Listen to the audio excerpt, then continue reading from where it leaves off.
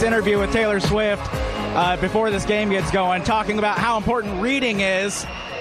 I mean, she's a queen, right? Hey, we are here at the NESA Fairgrounds Coliseum. It is loud in here. Remember earlier I mentioned it was going to get louder? We're getting there. Thousands of third graders are filtering into the stadium. I'm here now with Victor Hill with the NCAA. He's the Director of Inclusion Education and Community Engagement.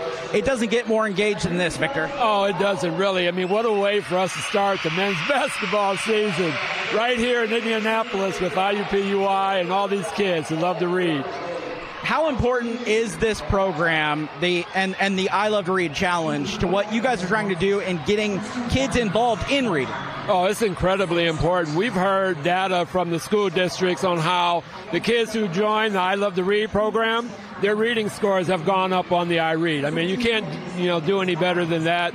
Kids are excited about reading. Teachers have told us kids are reading at lunchtime. They're staying inside, reading books. They can't get enough of it, so it's great.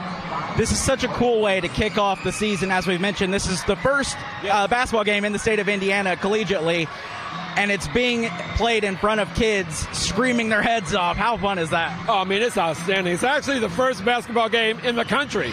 So it's the number one game, and as you can see, the enthusiasm is just off the charts. So we're really proud that we can do this with IUPUI, and in conjunction with Wish TV. It's great.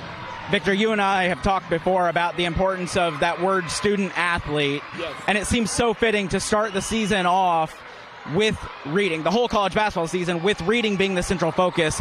Why is that so important? Well, as the student athletes have told these kids when they've had opportunities to meet with them, every last one of these student athletes at one time was a third grader. And because of the fact that they've learned to read, they love to read, that helps them get where they want to go. So whether you want to become a student athlete or a doctor or a professor, it all starts with reading.